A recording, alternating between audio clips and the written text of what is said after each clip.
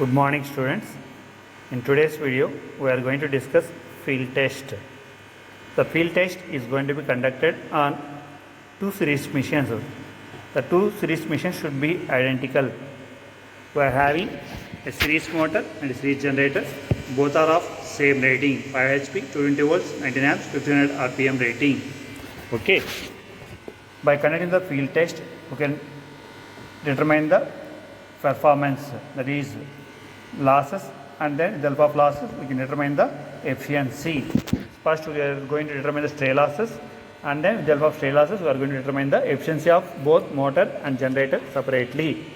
And this is the circuit arrangement for conducting the field test on series machines. So left side is series motor and right side is series generator. Here if you observe in the circuit, the series field winding of the generator is disconnected and it is connected in series with the motor, so as to make the stray losses, that is stray losses of generator and motor to be equal by making the current through the field winding of motor and generator to be equal.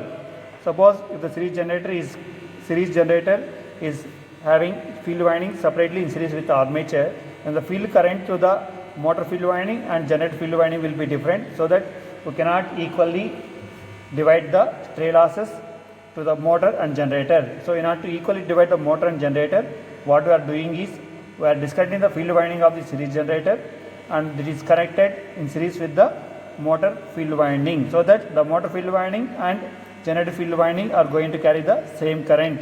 Okay, so this is motor circuit arrangement. So here the DC supply is given as the input and the motor is started with the help of a 2-point starter, and this is the generator circuit. Here as the output of the generator is electrical power, so we are connecting a resistive load, and we know that the series motor cannot start on no load conditions, as if it is started under no load conditions, the speed of the series motor will become excessively high and it may get damaged.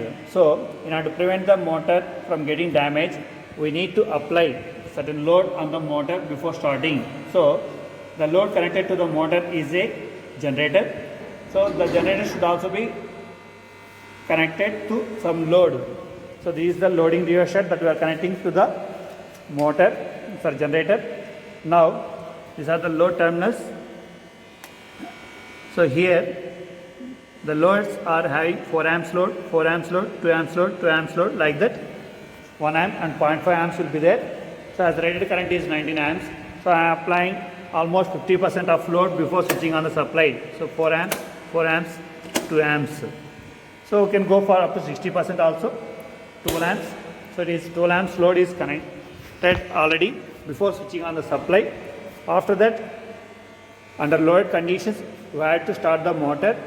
First we have to switch on the load for DC supply, and then with the help of starter we need to start the motor and we need to measure the speed.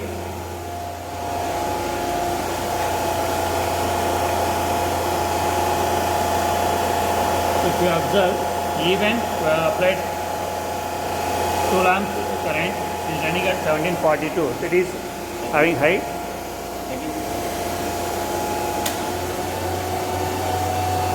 Certain load was switched off. Okay, this is running at these conditions. So under these conditions, we have to note the voltmeter readings, which is first voltmeter, which is connected across the supply mains, and second voltmeter is connected across the motor, that is armature and field winding, and third voltmeter is connected across the motor field, and fourth voltmeter is connected across the generator field, and fifth voltmeter is connected across the armature of the generator. Now with the variation in the load resistance values, we have to take the voltmeter readings, and the current through the series motor and series generator should be measured with the help of ammeters. So this is the first ammeter which gives the current to the series motor, and this ammeter gives the current through the series generator. Okay, now by applying one more load. So small intervals we are increasing for 0.5 amps. So here we have to take the all voltmeter readings and ammeter readings. So like this, we need to vary the loads in terms of steps until the current reaches 19 amps. So up to rated current, we have to apply the loads in gradual steps, and at each step we have to note down the ammeter readings and voltmeter readings. And these noted readings should be tabulated using the table column. And once the load current reaches 18 amps or 19 amps, we have to stop the experiment. So before stopping the experiment, as we have done in other load tests, we should not completely switch off the loads here, only partial loads. So that is whatever the starting 10 amps or 12 amps that we have maintained, up to that only we have to switch off the load. That 12 amps will be maintained, and with that load itself we have to switch off the supply. So under loaded conditions we are going to stop the motor. So the shunt series motor should not be started under no load conditions. And with the help of these readings, we can calculate the stray losses and then efficiency of generator and motor. So for that calculations, we require to measure the value of series field resistance and armature resistance. So the process already illustrated in load test on series generator. The same voltmeter and ammeter method that we are going to follow to determine the RA value and RSC value. So we are going to measure the voltage across the armature and current through the armature, and for different load conditions we have to take the voltmeter and ammeter readings. Now the ratio of voltmeter reading to the ammeter reading gives the armature resistance.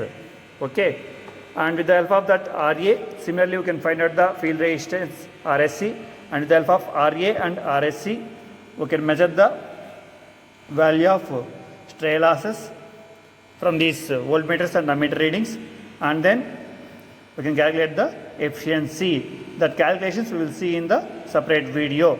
Thank you.